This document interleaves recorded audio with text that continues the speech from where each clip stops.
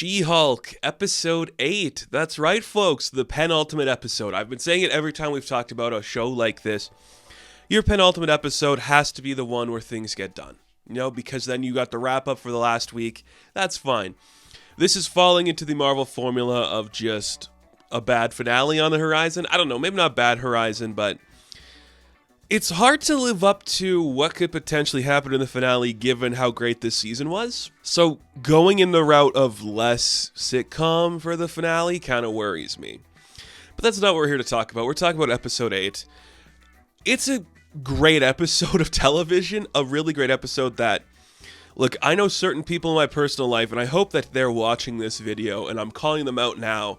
Are you finally happy? Can you stop complaining about She-Hulk and just like the fact it gave you what you wanted? Like, this is not my favorite episode of the show, but this is the one anybody who is still hesitant on, I think this is finally going to put them like, oh, okay, Daredevil. Yeah, it's the Daredevil one. Look, I knew Charlie was coming back. You had to imagine they were going to do that. I think the impact of the show would have been way more interesting if we didn't tease him in the marketing. And I think the only reason we teased him in the marketing is because people were getting pissy that this show didn't have anything they wanted. So they're like, well, if we show them like a clip to, like the day before the episode releases, they'll be happier.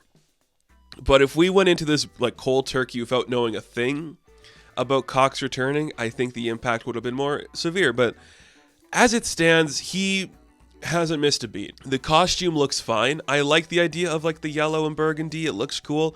I love that costume. It's a very fun design. And he is having fun here, which again, people don't like the idea of of Daredevil having fun. The character is built on fun. He's an Errol Flynn ripoff. That is the conception of the character. He's a swashbuckler, Lothario man-whore who does all this stuff. That is the character. He does all of that in here. But we'll get into it. So, how does Mr. Daredevil here meet Jennifer Walters? Well, she has a new client she's taking on. Leapfrog. Yeah, they've been teasing Leapfrog for a while now. Another character that made sense to appear here. And he has some defective boots. You know, he wants to be a hero, fight some ne'er-do-wells, but it's not really working.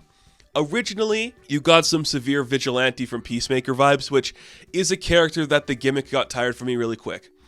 I liked Peacemaker, but Vigilante was like, I get it. This is not something I want to see sustained forever. And then as you go on, he becomes a way less interesting character. And I'm not saying it's a bad depiction of Leapfrog, because what the hell do you do with that character? There's nothing you could do. I'm just glad it's this, because I don't need this to be like a recurring character where it's like it's her villain or it's like an arch nemesis or something. This is enough. He wants to sue Luke Jacobson because his boots don't have their rocketing power like Luke promised. So you see Jennifer has to represent him in court. Matt's representing Luke in court. And we find out that Leapfrog himself, well, he put the wrong fuel in the boots, jet fuel, and they overburned and burned his legs and scarred them.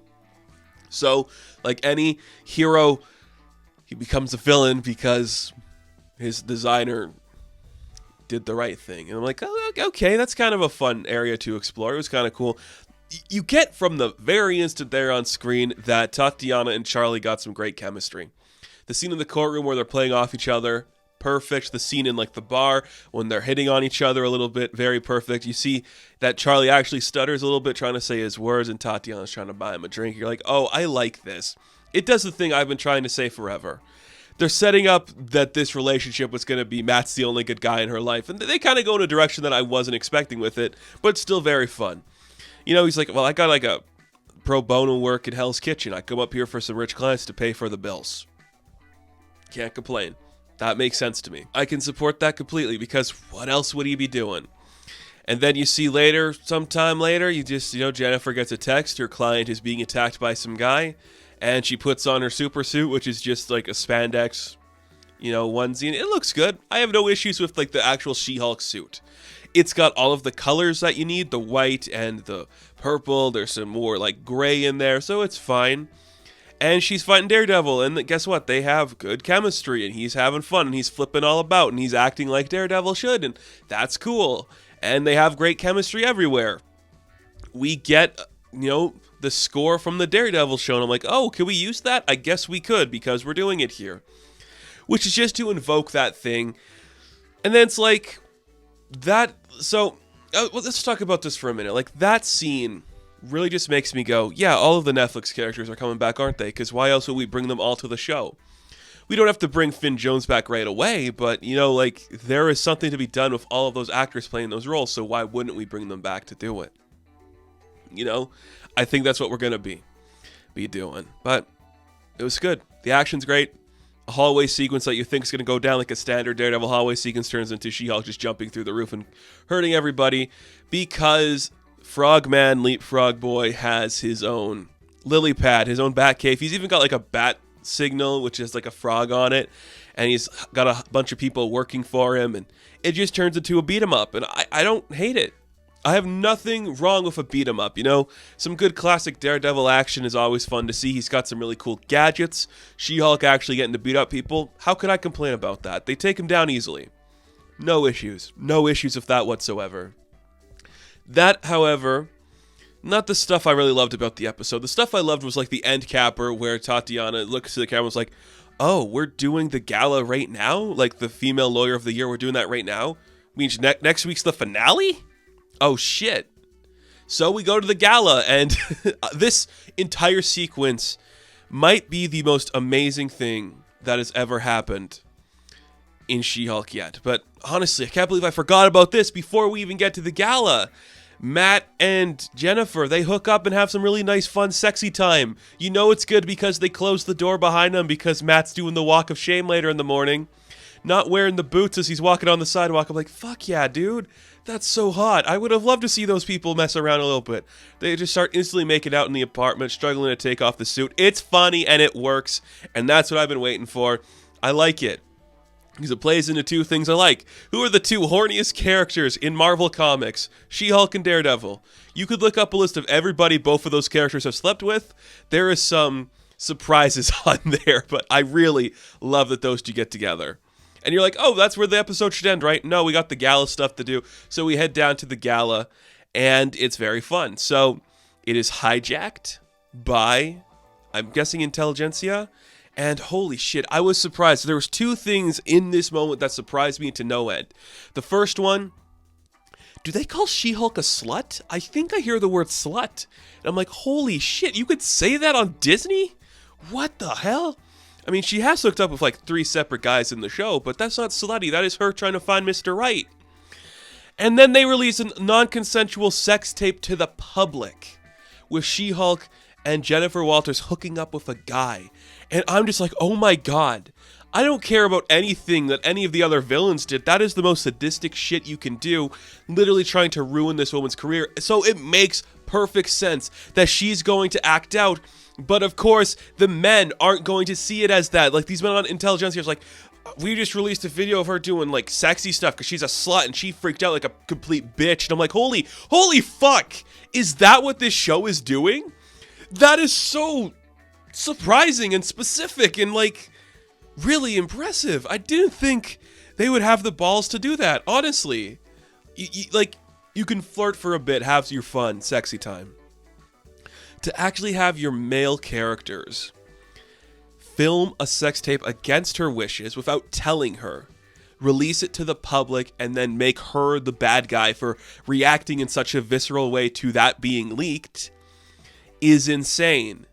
That is some devious fucking shit that you don't see coming for this kind of a show. And that just surprises me to no end more than anything. Look, Daredevil, it's great to see him back. Leapfrog, it's great to see him. That shocked me. I was like, holy shit, we're doing that? We're doing that? Aside from like the bit where the female lawyer of the year is like 7 different people, the fact that that happens and everyone blames Jennifer for her reaction, I am blown away by that. Like that is, and we said slut.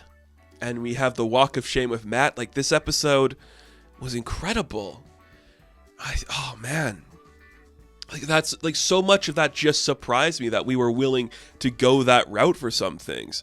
I genuinely can't believe it. I'm super impressed with how that was handled.